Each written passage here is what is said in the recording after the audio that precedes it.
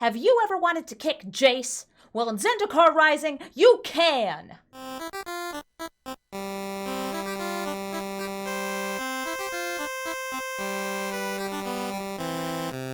Hi everybody, I'm Amy the Amazon, and I have great news! 2 cards from Zendikar Rising have already been revealed. And better yet, they're Planeswalkers, if you like Planeswalkers.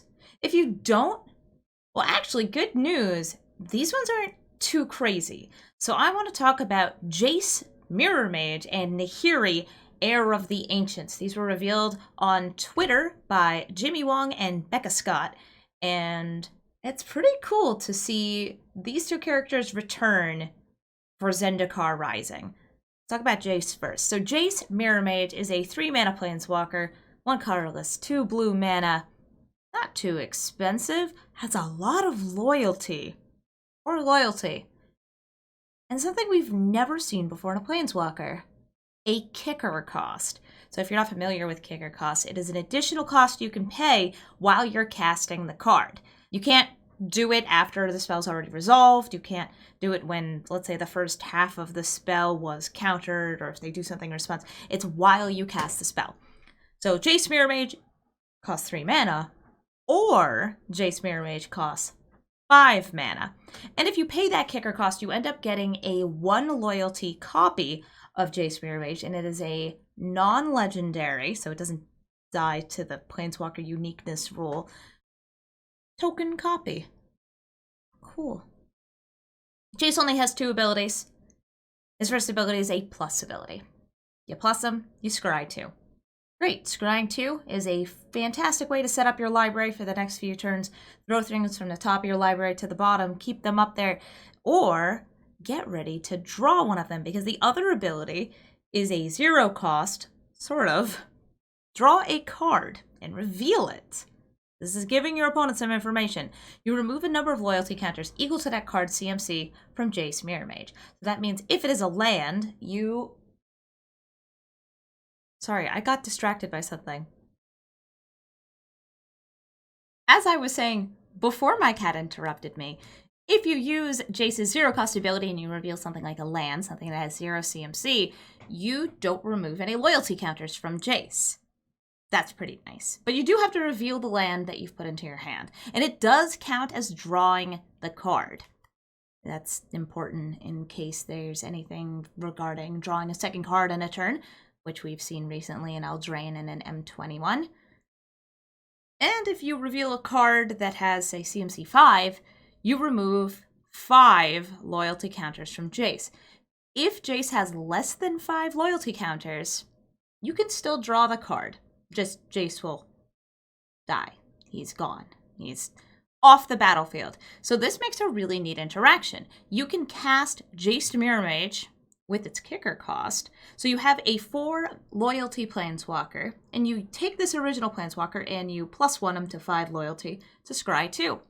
Then you have this 1 loyalty copy of Jace, which you can use and immediately have that 0 cost ready. So you have a target that needs to be attacked and card draw. Like that, this is great. For 5 mana, you have a repeatable scry and draw that turn.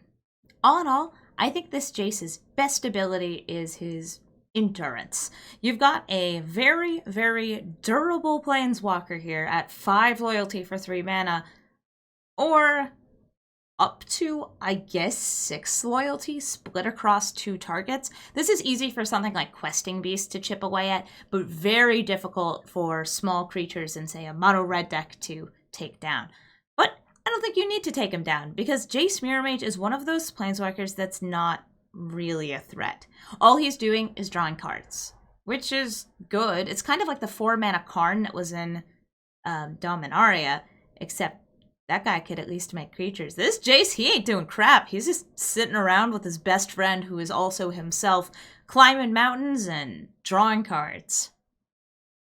Now, Nahiri, on the other hand, Nahiri is a card I would love to get unlimited, because she is the kind of Planeswalker that, not too hard to cast, 4 mana. She's got 2 colorless, 1 red, 1 white, And her plus ability makes a token. And that token can equip something for free that turn. Well, not really. It just like an equipment automatically gets thrown onto it if you want to. There's a whole bunch of equipment that are already in Arena, and 2 of them are very strong that are going to be in Standard when the current rotation happens and the new set comes out. That's Embercleave and Shadow Spear. Both these cards are super strong. Her -2 ability is to look at the top 6 cards of your library. Okay, that's searching pretty deep. And you can reveal a warrior or an equipment card from among them and put them into your hand. The rest go to the bottom. Warriors and equipments? You know, I've seen Nahiri and the core do stuff with equipments before. That part doesn't surprise me, but warriors? Nahiri's 3rd ability is one that I think is going to be relevant an approximate 0 times during my gameplay, unless a ton of equipments get revealed. Nahiri, Heir of the Ancients, deals damage to target creature or planeswalker, note can't hit face, equal to twice the number of equipments you control. Okay, well, the 2 equipments I mentioned earlier, Shadow Spear and Embercleave, are both legendary, so it's not like you get a lot of those out on the battlefield. So I think to help us evaluate the strength of Nahiri, we need to take a little dive into the cards that are going to be in Standard when Zendikar Rising comes out, that we know about, because of course we don't know the other cards in Zendikar Rising, that are equipments or warriors. Let's go! Behold, the warriors of Magic the Gathering. These are all of the warriors that are from Core Set 2021, Theros Beyond Death, Ikoria, Lair of Behemoths, and Eldraine. So, we've got all these sets that are going to be surviving rotation, and there's a whole bunch of warriors in them. And the spiciest ones we're going to see at the end. For now, let's take a peek. We've got a bunch of 3/1s. I'd say the best of these right here is the Seasoned Hallowblade.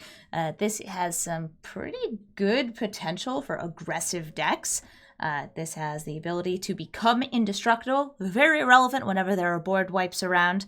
Alina, the Lost Pride. This is one of those 3/1 cats with an upside. We've seen it a bunch before. Both fairly playable if you're just trying to be aggressive, but usually outscaled by other cards.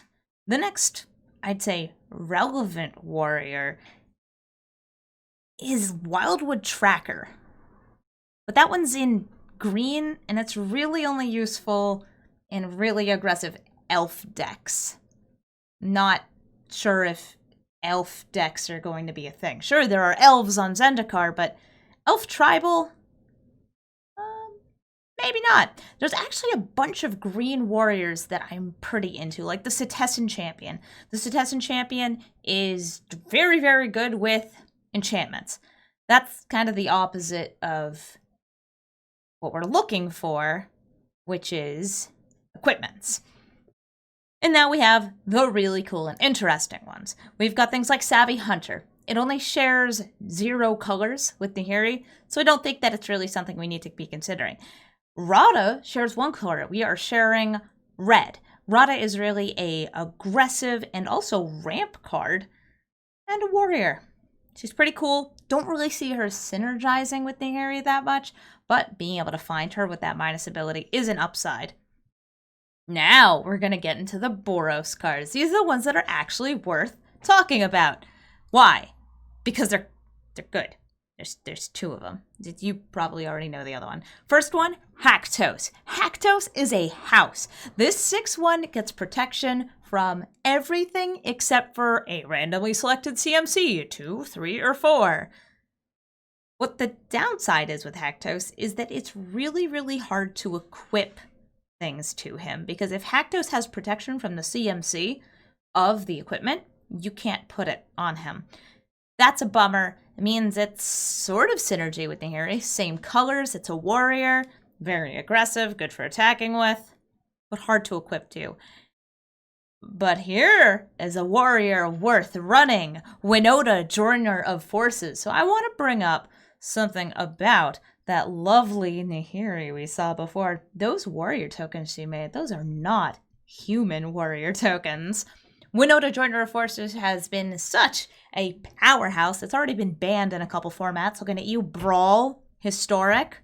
Winota's really good at getting a ton of power out on the board. Also, bonus, Human Warrior. If we get a bunch more warriors that can synergize with all of this, I could see there being a Winota deck that also has Nahiri. Both of them being 4-drops is rough, though.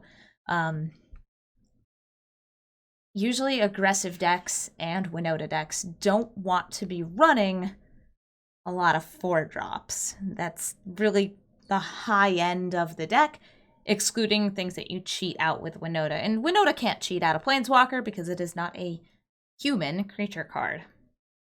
So those are the warriors that we already know about. There might be a whole bunch of warriors that are coming out in a new set that we don't know about. Maybe it's going to be the new tribe. That would be awesome. Now how about we take a look at the equipment? Relevant equipment. There's not that much of it. I already mentioned the big ones before. Malefic Scythe is one that I think is worth mentioning. Because if you can equip the Malefic Scythe onto a token, which Nahiri's ability would allow you to, you have the potential to feed into its ability. This is a 1/1/1 when it starts, and every time it is equipped to something that dies, it gets an additional +1/+1 from the soul counters on it. Gets bigger, gets better. Seems kind of nice with these tokens that automatically get it equipped. It has a cheap equip cost too, so maybe it's worth running there. It has no colors being shared with Nahiri though, and 3-color decks, I'm not sure how good they're going to be. Steelclaw Lance shares a color. It's really a knight equipment, but maybe knights and warriors could be a thing. Embercleave, this is the big one.